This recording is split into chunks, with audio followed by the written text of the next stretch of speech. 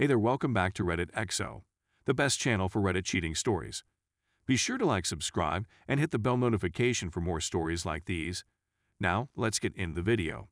G/F of 20 years cheated. She worked as a caretaker at an assisted living facility. I made the decision to work part-time as an in-home caregiver for a man who is confined to his wheelchair.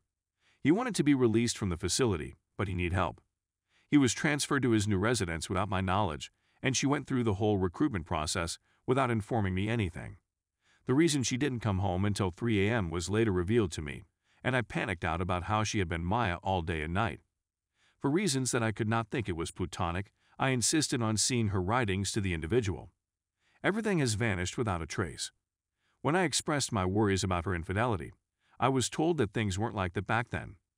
Following that, I asked to check at her phone once again, and this time I uncovered a hidden page of programs and launched Snapchat. She had kept a copy of every correspondence they had had over the past 6 months. It was upsetting because I'd go for work in the morning and she'd be up sending him lingerie and images in the evenings. Their talks also revealed that they were in a romantic relationship and intimate with one another. This is the point at which she exclaimed, "It's not like that anymore." When I discovered that she was driving my car, I immediately disconnected the fuse for the fuel pump and forced her to vacate the home I had bought for us.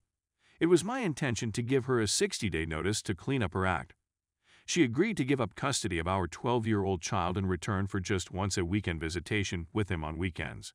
Her mother's house served as a temporary residence before she relocated to the dude's place of residence. Fast forward to January 2022, when the father passes away, and she has less than 2 weeks to return to her mother's house in the suburbs of Philadelphia.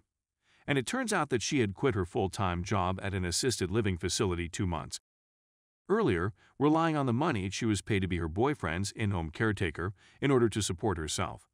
So she's 40 years old, single, unemployed, and she stays with her mother in order to save money. Meanwhile, I met my best friend and soulmate, and I proposed to her. Cheaters are never successful in their endeavors. Story 2. GF of 10 years cheated on me while I was in jail, and we ended up having a baby. I was sentenced to 3 months in jail for getting into a brawl at a pub. During the days that I was at home, my girlfriend and I spoke on the phone every day. When she expressed her desire for a vibrator, I suggested she do so. When she stated that it was not sufficient, I said I was unsure of what to say to her, to which she responded, "Do what you gotta do, but don't expect me to be happy when I get out." She said, "I'll give you that you always wanted." I said whatever I had to go and abruptly ended the call. I was not the only one who felt this way. I called her the next day, expecting her to react, but she didn't. I was disappointed. So I was aware that she was up to no good. Due to the fact that I only got one phone call each day, I had to call the next day. We had our usual talk, but something felt off. So I called her back and asked if she had really done it, to which she said, "Yes, but I regret it." And I hung up on her once again, but she didn't respond. It took me a month to be freed after serving the balance of my sentence without speaking to her on the phone. Her presence in my life was not something I wanted to repeat.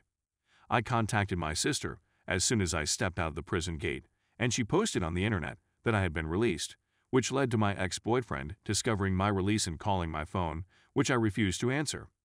After leaving my now ex-girlfriend, I moved in with my friends and it was fantastic. We had house parties every weekend, I had a job, and was having relations with 2 women separately. They were both aware that I was seeing both of them at the same time and that my partner had cheated on her. I wasn't looking for something really romantic. I was on the lookout for a good time. I opted to answer my ex-phone girlfriend's call one evening when I was alone in the house and both children were busy. At this point, she had phoned me at least 100 times per day for many months. "Can you tell me what you want?" I inquired. In the midst of her sobbing, she said, "I'll do anything." I answered, "Come over and suck my," to which she responded, "I'll be an hour." I came inside her after we had, and she encouraged me to keep coming within her. My friend and I slept together for the night, but I was chilly, so I advised her to take the morning after pill. After she departed, I had no intention of contacting her again until 2 weeks later, when she contacted me with the results of a positive pregnancy test. My friend replied by stating abortion is murder and that she couldn't afford to have a kid, when I told her I wasn't ready to start a family with her yet. Although I offered to pay her and give transportation to the location where the work was to be done, she turned me down. Once again, I chose to cut her off in the hopes that she would do the right thing and stop from bringing a kid into this world for whom I was unprepared. I made a mistake by doing so. It is after 2 months that you get a knock on the door, and you can predict who is on the other side of the door. She was in a state of shock when I let her into my house, so I tried to comfort her and explain that if we do this, I need a DNA test and I wanted to make it even. She agreed to take the abortion money and hire an escort for us to have a with, which I did, and I hated it because it didn't feel like it at all, but more like it instead. After supper that night, she inquired as to whether I would be interested in moving back in with her, and I consented, reasoning that if we were to have a kid, I would have to be there to care for them. We were quite poisonous and participated in a great deal of combat.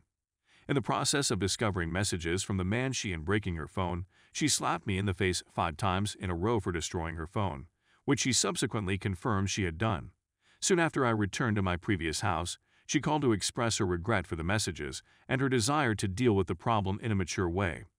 Following my mention of my interest in a DNA test, she reacted by sending me a picture of a DNA testing website, implying that she had already ordered a test on the website. As a result of my relocation, we were once again within walking distance of one another.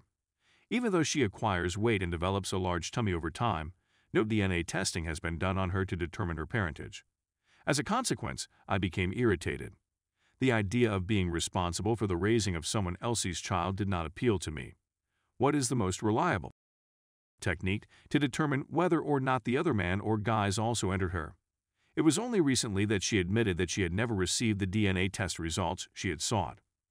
To alleviate my irritation, I ended up sleeping with the females I'd previously slept with behind her back.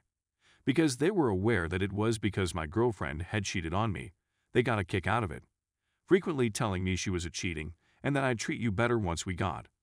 I also received happy ending massages on a regular basis and slept with escorts on a regular basis. This is completely irrelevant to whether she thinks I'm an idiot for doing so. The time arrived when I felt like we'd finally caught up and I could finally fling my anger to the side of the road. After a few months, she obtained a positive DNA test result on Father's Day, which confirmed her suspicions. As a result, I decided to do the right thing and be a decent parent going forward. When I first got clean, I banned every woman I had ever spoken to online and convinced myself that I would be an excellent dad. It's been 4 years, and she has no idea that I cheated on her, and I'm still ashamed of myself for doing so. However, in terms of our relationship, we're at a fantastic place. We're probably in the best shape of our lives. In the meanwhile, I've acquired a gorgeous youngster with whom I'm utterly charmed. In terms of financial security, we are in a good position and have big aspirations for the future. In some ways, I regret seeing other women, but I wasn't ready to be a parent at the time. I was partying a lot, which had led me down a dark road, and I was looking for retribution. In these days and times, it's tough for me to put my confidence in her, but if she betrays me, I'll just walk away. I'm not sure why I'm putting this on the internet. I think all I wanted was to get it off my chest in an anonymous setting and get some feedback on it. Thank you for taking the time to read this.